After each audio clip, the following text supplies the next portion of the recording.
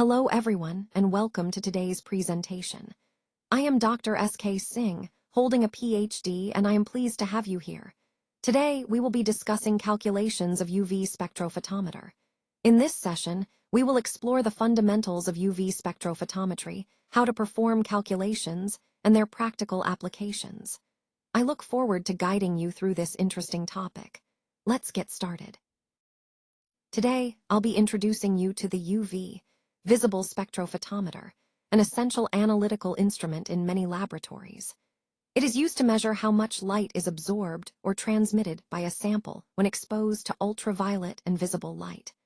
The typical wavelength range it covers is from about 190 to 800 nanometers, which allows it to analyze a wide variety of substances. This instrument is widely employed across different fields such as pharmaceuticals, chemicals, food technology, and environmental science. Its applications are quite versatile, including tasks like assay, which is determining the amount of a substance, dissolution testing, ensuring content uniformity in formulations, and even identifying unknown compounds. In essence, the UV, vis spectrophotometer helps us understand the properties of a sample based on how it interacts with light. It's a fundamental tool that supports quality control, research, and development in many industries. Today, I'll be explaining the key principles behind UV visible spectrophotometry, which is a fundamental technique in analytical chemistry. It all starts with the absorption of UV or visible light by molecules. When a molecule absorbs this radiation, it causes electronic transitions. Basically, electrons jump to higher energy levels. This process is crucial because it allows us to measure how much light a sample absorbs at specific wavelengths. This absorption behavior follows the Beer-Lambert law, which is central to quantifying concentrations. The law states that absorbance, which we denote as A, is equal to the molar absorptivity, epsilon, multiplied by the path length, L, and the concentration, C. What's important to remember here is that absorbance is directly proportional to concentration. So, the more molecules you have in your sample, the more light they absorb. This simple yet powerful relationship forms the basis of UV, visible spectrophotometry, enabling us to determine the concentration of substances in a solution by measuring how much light they absorb at specific wavelengths. In essence, this principle allows us to analyze and quantify various compounds based on their unique absorption spectra, making UV a versatile tool in many scientific applications. Let's take a closer look at the main components of a UV spectrophotometer. First, we have the light source. For the UV region, we typically use a deuterium lamp, which emits UV light. This is essential because it provides the specific wavelength range needed for UV analysis. In contrast, for visible region measurements, a tungsten lamp is used, as it offers a broad spectrum in the visible range. Next, we have the monochromator, which can be a prism or a diffraction grating. Its role is to select a specific wavelength of light from the broad spectrum emitted by the lamp. This ensures that we are analyzing the sample at a precise wavelength, which is critical for accurate measurements. Moving on, there's the sample holder or cuvette compartment. This is where the sample is placed, and it allows the light to pass through the sample so that the instrument can measure how much light is absorbed. Then we have the detector, which can be a photodiode or a photomultiplier tube. The detector's job is to measure the amount of light that passes through the sample. The choice of detector depends on the sensitivity needed for the analysis. Finally, the data processor and display system are used to interpret the detector's signals, convert them into absorbance values, and then display the results in a user-friendly format. All these components work together seamlessly to enable precise absorption measurements, which are fundamental in many areas like chemistry, biochemistry, and environmental science. Understanding how each part contributes helps us appreciate the overall functionality and accuracy of the UV spectrophotometer. Let's take a closer look at the principle of the Beer-Lambert law. The fundamental equation here is A equals epsilon times L times C. Now, don't get overwhelmed by the symbols. I'll break it down. A represents absorbance, which tells us how much light is absorbed by a solution. Epsilon is the molar absorptivity, a constant that indicates how strongly a substance absorbs light at a specific wavelength. The L stands for path length, usually measured in centimeters, and C is the concentration of the absorbing substance. One key point to remember is that absorbance is unitless, which makes it very convenient for calculations. Also, the path length is generally 1 centimeter, simplifying our measurements. This law is really important because it helps us relate how concentrated a solution is to how much light it absorbs, which is fundamental in spectrophotometry. It connects directly to our overall theme of understanding how we can measure and analyze substances precisely based on their light absorption properties. Let's start by looking at the different calculation methods we use in spectrophotometry. First, there's the standard calibration curve method. In this approach, we prepare standard solutions with known concentrations, then measure their absorbance. By plotting absorbance against concentration, we create a calibration curve. When analyzing an unknown sample, we simply find its absorbance on the graph and determine the corresponding concentration. It's straightforward and relies on visual interpretation. Next, we have the absorptivity method.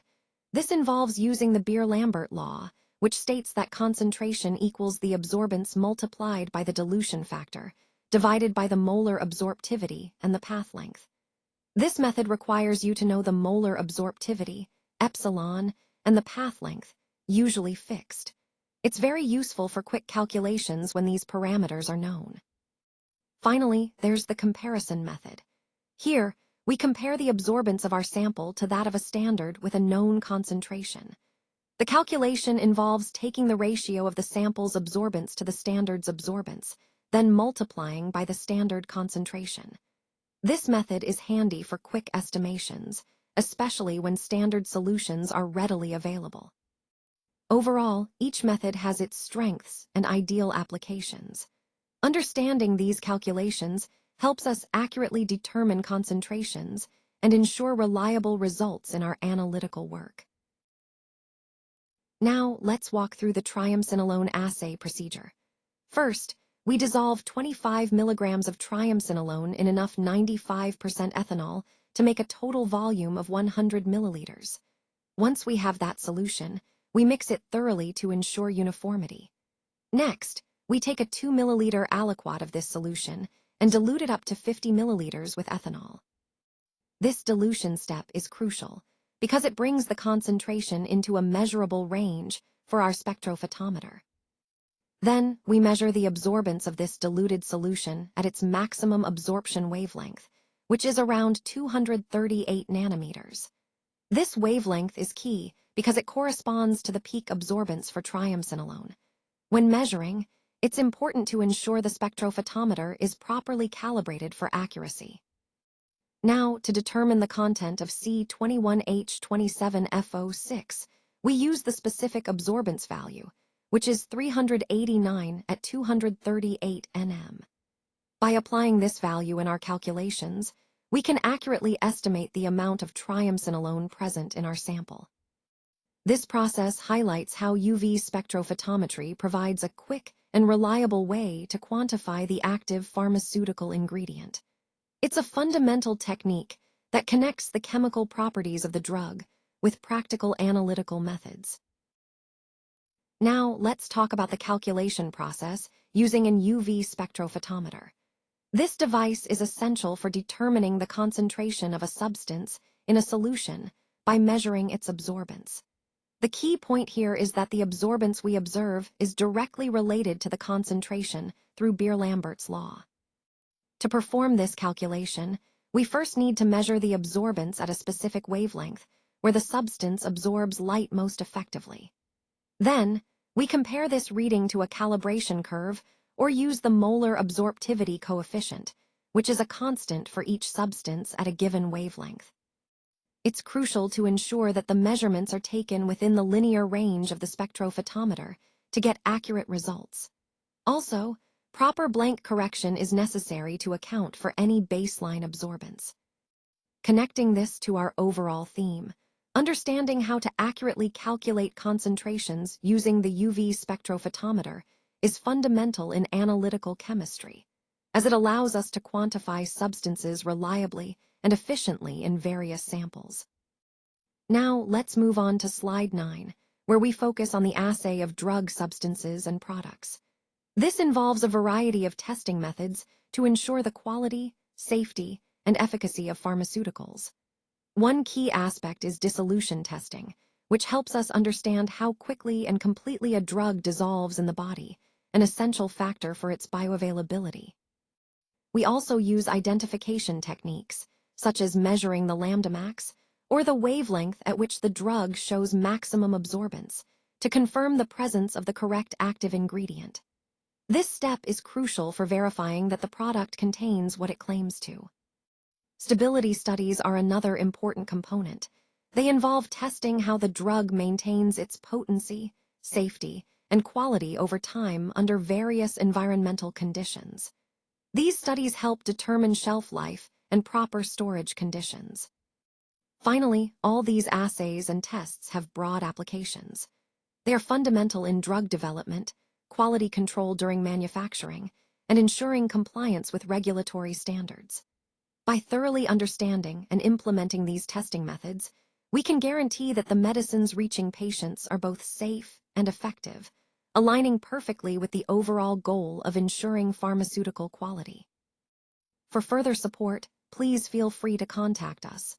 We're here to help and answer any questions you might have after this presentation. Thank you so much for your time and attention today. We truly appreciate your interest and engagement. Remember, we're just a message or call away if you need any additional assistance. Thanks again, and have a great day.